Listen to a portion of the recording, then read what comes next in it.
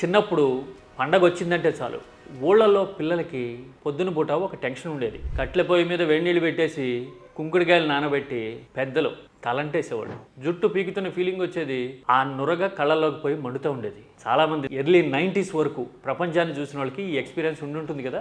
అది మనకి పెద్దలు మన మంచి కోసం అంటిన తలంటు. ఇప్పుడు ఏపీలో మీడియా అధికారంలో ఉన్న పెద్దలు కూడా ప్రజలకి తలంటుతూ ఉన్నారు. ఇక్కడ ఉద్దేశం వేరు. ఇది తలంటు అనే కంటే ఒక రకమైన బ్రెయిన్ వాష్ అనమాట. నువ్వు దారికి వచ్చే వరకు నిన్ను వదిలిపెట్టం అన్నట్టుగా ఈ తలంటు జరుగుతూ ఉంది. మీడియాలో మాట అట్టు తిరిగేసినట్టుగా మారిపోతూ ఉంది. నేను చెప్తున్నది లడ్డు గురించే. లడ్డు మీద మీడియా రాతలు గత 3 రోజుల్లో ఎలా మారిపోయాయో చూస్తే అసలు రాజకీయ ప్రయోజనం కోసం ధార్మిక విశ్వాసాలతో వెంకటేశ్వరుడి మీద భక్తిని కూడా మనం ఎలా టిల్ట్ చేసి వాడేసుకుంటున్నాము అనేది అర్థమవుతుంది. ఎవరైనా లడ్డూలో జంతువుల కొవ్వు కలవలేదు అని రిపోర్ట్ చెబితే ఊపిరి పీల్చుకుంటారు కదా. నిజంగా ధర్మం మీద భక్తి మీద నమ్మకం ఉన్నవాళ్ళు, విశ్వాసం ఉన్నవాళ్ళు. మరి మనవాళ్ళు ఏంటి, జంతువుల కొవ్వు కలవలేదు అనేసరికి అసలు ఆ రిపోర్ట్ శాంక్టిటీనే క్వశ్చన్ చేయడం కాదు, కొత్త ఆరోపణలు, కొత్త లాజిక్లు ఎందుకు తీస్తున్నారు? ఎట్టి పరిస్థితుల్లోనూ కొవ్వు కలవాలి అనేది టార్గెటా? ఇన్విటబుల్గా పెట్టుకున్నారా అది గోల్ని? కారణం ఏంటి? ఇక ఇదే రందిలో పవన్ కళ్యాణ్ రియాక్షన్ అయితే నెక్స్ట్ లెవెల్. అది కూడా చెప్తానండి. అసలు భక్తి కోసమా ఇదంతా, రాజకీయం కోసమా? మీడియా మాట ఎలా మారింది, ఎందుకు మారింది? పంది మాంసం ఉందని, బీఫ్ ఫ్యాట్ ఉందని, ఫిష్ ఆయిల్ ఉందని రిపోర్ట్ లో వచ్చింది. తిరుమల లడ్డూల్లో జంతువుల కొవ్వు కలిసిపోయింది అని భీకరమైన ఆరోపణలు చేస్తే ఆంధ్రప్రదేశ్, తెలుగు రాష్ట్రాలే కాదు ప్రపంచమంతా ఉలిక్కిపడింది కదా. ఎందుకంటే వెంకటేశ్వరుడికి విశ్వమంతా ఉన్నారు భక్తులు. విశ్వమే ఆయన ఆధీనంలో ఉంటుందంటాం కదా.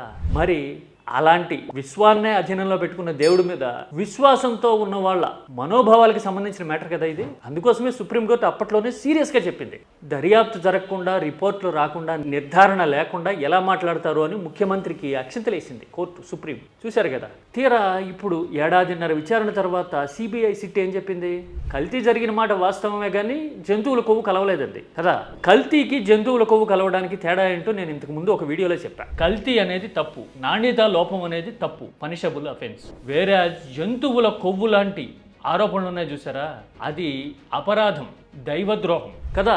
మరి అలాంటి దైవద్రోహం చేశారా, క్షమాపణ చెప్పండి అని తెలుగు రాష్ట్రాల్లో ప్రజలే కాదు, వెంకటేశ్వరుడి మీద విశ్వాసం, భక్తి ఉన్న ప్రతి ఒక్కళ్ళు నిలదీసే పరిస్థితి వచ్చింది. నేషనల్ మీడియా మొత్తం ఏకటం మొదలుపెట్టింది. ఇదిగో చూస్తున్నారు కదా ఈ క్లిప్పింగ్లన్నీ.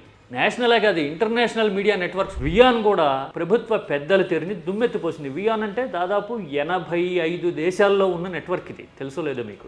ఏపీలో ప్రభుత్వం ఇలా అభాసుపాలైంది, జంతువుల కొవ్వు ఆరోపణల పేరుతో రాజకీయం చేసింది అని దుమ్మెత్తిపోసేసరికి వ్యూహం మారింది. మీడియా మాట మార్చింది. కావాలంటే మీరు చూడండి సిట్ రిపోర్ట్ మీద మన మీడియా రిపోర్టింగ్ ఎలా ఉందో. మొన్న, నిన్న, ఇవాళ చూడండి. 2 రోజులుగా కల్తీ మీద మాట్లాడారు.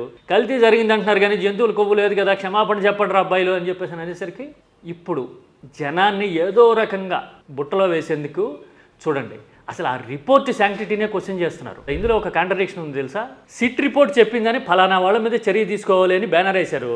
దాని పక్కనే చూడండి ఆ సిట్ క్రెడెన్షియల్స్ని క్వశ్చన్ చేస్తున్నారు. ఒకవేళ మీరు సిట్ క్రెడెన్షియల్స్ని క్వశ్చన్ చేయాలి అంటే ఈ బ్యానర్ పెట్టి ఉండకూడదు. అంటే మీకు పరిస్థితులు అనుకూలంగా ఉంటే, రిపోర్ట్ మీరు కోరుకున్నట్టుగా వచ్చి ఉంటే కనుక చప్పట్లు కొట్టేది నిజం అంటారు. లేకపోతే కనుక ఇలా శాంక్టిటీనే క్వశ్చన్ చేసి సందేహాలు లేవనెత్తారా? అంతేలేండి. ఎదుటోళ్ళ మీద సిబిఐ కేసులు, విచారణలు జరుగుతుంటే సిబిఐ సింహం అన్నాము, మన మీదకి అదే సిబిఐ వస్తే దాన్ని కుక్కని చేస్తాం కదా. ఇదిగో ఇంతకు మించిన ఆధారం ఏముంటుంది చూస్తున్నారుగా. ఇలా ఉంటుంది మన వాదన. నేషనల్ మీడియాలో వచ్చిన వ్యతిరేకతని, జనంలో జరుగుతున్న అంతర్మథనాన్ని, అన్నిటికీ మించి అసలు దైవద్రోహులు ఎవరు అని ఆలోచిస్తున్న తీరుని చూసి రాజకీయం వ్యూహం మార్చింది తెలుగు మీడియా. వాళ్ళకి తగ్గట్టుగా ఇప్పుడు కొత్త తబలాలు వాయించడం మొదలుపెట్టింది. ఏంటి అంటే శాంక్టిటీనే క్వశ్చన్ చేస్తారట, జంతువుల కొవ్వు ఖచ్చితంగా కలిసే ఉంటుంది, అందులో కలిసి ఉంటే బాగుంటుంది అన్నది కోరిక కావచ్చు.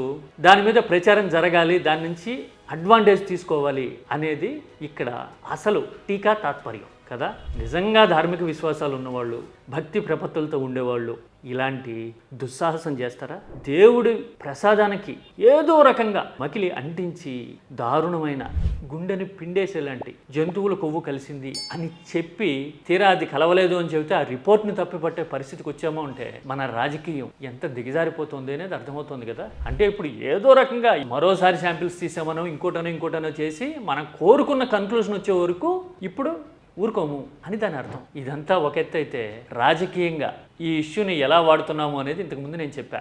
ఏకంగా లడ్డూలతోనే మార్ఫుడ్ ఫేక్ ఏఐ వీడియోలు క్రియేట్ చేసి రాజకీయ ప్రకటనలు చేయించాం, ప్రత్యర్థుల మీద ఆరోపణలు చేయించాం. అంటే మన రాజకీయం కోసం ఇదేనైనా ఎలాగైనా వాడేస్తామని చెప్పడానికి ఇది దురదృష్టకరమైన నిదర్శనం కదా. ఇక పవన్ కళ్యాణ్ వంతు, ఆయన పార్టీ ఎమ్మెల్యే నీచమైన విషయంలో నగ్నంగా ఆధారాలతో సహా దొరికిపోతే మీడియా ఆయన్ని క్వశ్చన్ చేస్తే కనీసం సమాధానమైనా చెప్పారా?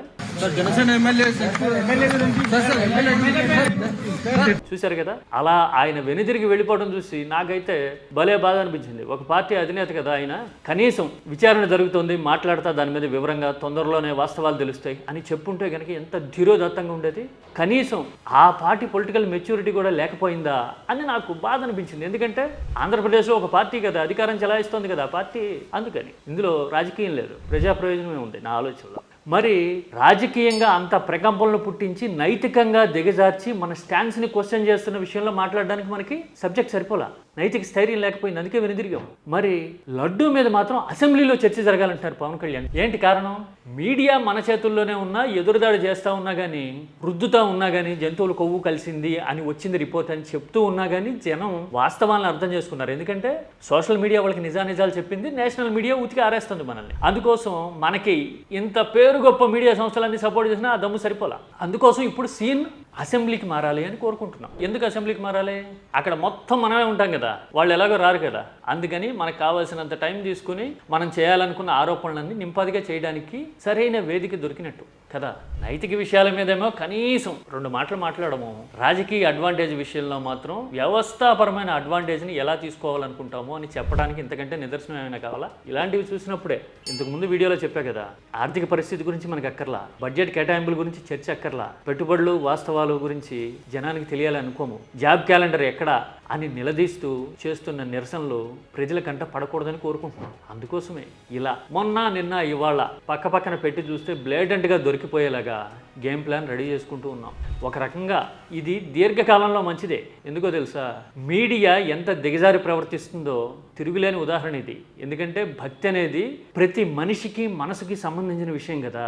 నిజంగా చిత్తశుద్ధి ఉన్న వాళ్ళు ఎవరైనా సరే భక్తిభావంతో ఆలోచిస్తే ఎవరు రాజకీయంగా దుర్మార్గానికి పాల్పడుతున్నారు, ప్రచారానికి తెరతీసి విషం చిమ్మాలనుకుంటున్నారు అనేది అర్థమవుతుంది కదా. ఆ రకంగా అర్థమైతే గనక ఇలాంటి మీడియా ప్రచారాలు, రాజకీయ ఎత్తుగడలు వీగిపోతాయి, అవునా కదా.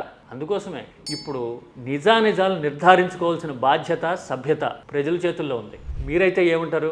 మీడియా మాట మార్చడాన్ని అధికారంలో ఉన్నవాళ్ళు ఏదో రకంగా జంతువుల కొవ్వు ఉంది అనే రిపోర్ట్ రావాలి, నిర్ధారణ కావాలి అని కోరుకోవడాన్ని ఎలా చూడాలి? వెంకటేశ్వరుడి మీద విశ్వాసం ఉంటే గనక నిజాయితీతో చర్చిద్దాం.